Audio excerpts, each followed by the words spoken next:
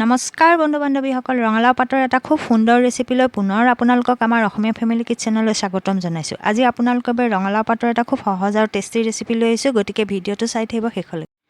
প্ৰথমতে এই ৰেচিপিটোত ব্যৱহাৰ হোৱা সামগ্ৰীসমূহ এবাৰ চাই লওঁ। ৰেচিপিটোৰ বাবে মই ৰঙালাওৰ শাক লৈছোঁ 1 মুঠি। শাকখিনি ভালকৈ ধুই পৰিষ্কাৰ কৰি লৈছোঁ। পিঠাগুড়ি লৈছোঁ 1 চাহ চামুচ। গোটা জিৰা লৈছোঁ আধা চাহ চামুচ। 3টা শুকান জলকীয়া লৈছোঁ। সৰু বাটিৰে 1 বাটি দাইলৰ বড়ি লৈছোঁ। কেইটামান বেঙেনা লৈছোঁ, প্ৰায় 5-6টামান, আৰু এটা আলু লৈছোঁ। প্ৰথমতে মই ৰঙালাও শাকখিনি দেখুওৱা ধৰণে অলপ ডাঙৰ ডাঙৰকৈ কাটি ল'লোঁ। আলু আৰু বেঙেনা কেইটা দীঘল দীঘলকৈ কাটি ল'লোঁ। মধ্যমীয়া আকাৰৰ পিঁয়াজ এটাও মিহিকৈ কাটি ল'লোঁ। কেৰাহীখন গেছৰ ওপৰত পাতি দি মিঠাতেল দিলোঁ প্ৰায় 2 টেবুল চামুচমান, আৰু তেলখিনি গৰম হ'বলৈ দিলোঁ। প্ৰথমতে মই দাইলৰ বড়িখিনি ভাজি ল'ম।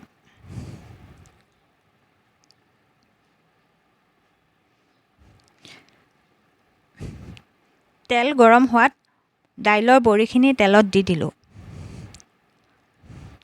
আৰু শুকান জলকীয়া কেইটাও তেলতে দি দিলোঁ। বড়িখিনি মই অলপ ৰঙচুৱাকৈ মচমচীয়া হোৱাকৈ ভাজিম।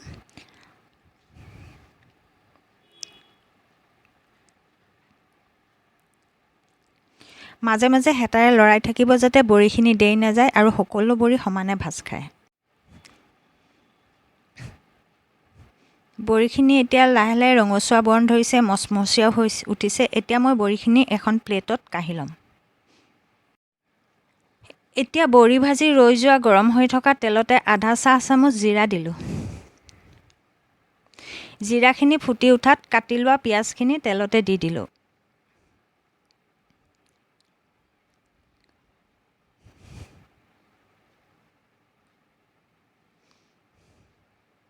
এটা কেঁচা জলকীয়াও অলপ ফালি তেলতে দি দিলোঁ। বন্ধু বান্ধৱীসকল, আপোনালোকে জ্বলাৰ পৰিমাণটো ইচ্ছা অনুযায়ী কম বেছি কৰি ল'ব পাৰে। অলপ দেৰি ভজাৰ পিছত পিঁয়াজখিনিয়ে সোণালী বৰণ ধৰিছে। এতিয়া তেলতে মই কাটি লোৱা আলু আৰু বেঙেনাখিনি দি দিলোঁ। বন্ধু বান্ধৱীসকল, আপোনালোকে এই ৰেচিপিটোত ডাঙৰ বেঙেনাও ব্যৱহাৰ কৰিব পাৰে। এখন হেতাৰ সহায়ত গোটেইখিনি সামগ্ৰী বেঙেনা আৰু আলু লৰাই তল ওপৰ কৰি দিলোঁ, যাতে গোটেইখিনি আলু আৰু বেঙেনা তেলৰ লগত সমানে মিহলি হয় আৰু সমানে সিজি উঠে।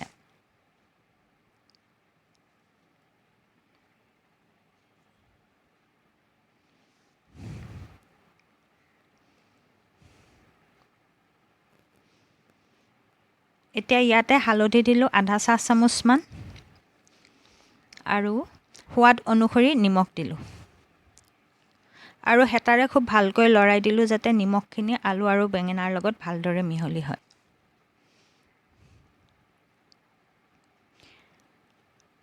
এতিয়া বেঙেনা আৰু আলুখিনি সিজিবৰ বাবে মই ঢাকনিখন লগাই দিলোঁ। প্ৰায় 3 মিনিটমান ভজাৰ পিছত ঢাকনিখন উদঙাই চালোঁ। আলু আৰু বেঙেনাখিনি প্ৰায় আধা সিজা হৈছে। এতিয়া ইয়াত মই কাটি লোৱা ৰঙালাও পাতখিনি দি দিলোঁ, আৰু হেতাৰে লৰাই আলু পিঁয়াজৰ লগত ভালদৰে মিহলি কৰি দিলোঁ। আপোনালোকে গেছটো মিডিয়ামতেই ৰাখিব।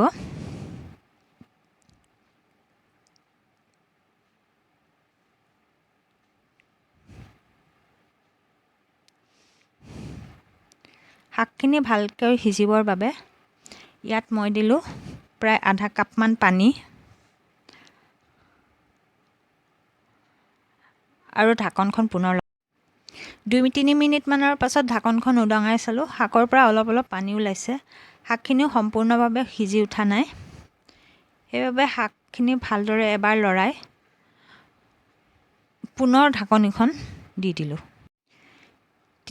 3-4 মিনিটমানৰ পাছত ঢাকনখন উদঙাই চালোঁ। শাকখিনিৰ পৰা যথেষ্ট পানী ওলাইছে। শাকখিনিও প্ৰায় সিজিয়ে উঠিছে।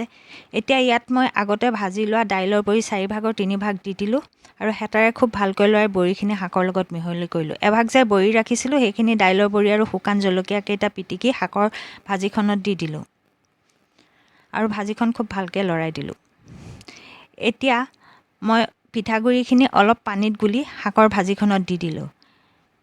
পিঠাগুড়ি পানী যদি শাকত দিয়া হয়, তেতিয়া শাকৰ ভাজিখন থুপথুপীয়া হয় আৰু খাবলৈ বৰ ভাল লাগে। প্ৰয়োজন হ'লে আপোনালোকে ইয়াত আধা কাপমান পানী দিব পাৰে।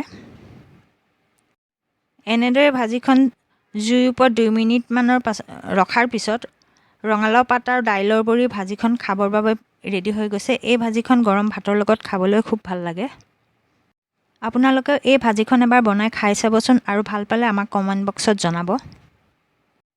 এই ৰঙালাও পাতৰ ভাজিখন দেখিবলৈ যিমান ধুনীয়া, খাবলৈও সিমান টেষ্টি। আপোনালোকে এবাৰ বনাই খাই চাব আৰু ভাল পালে লাইক আৰু শ্বেয়াৰ কৰিব। যিসকল বন্ধু-বান্ধৱী আমাৰ চেনেলটোলৈ নতুনকৈ আহিছে তেওঁলোকে আমাৰ চেনেলটো প্লিজ ছাবস্ক্ৰাইব কৰি দিব। আজিলৈ আহিছোঁ, ধন্যবাদ।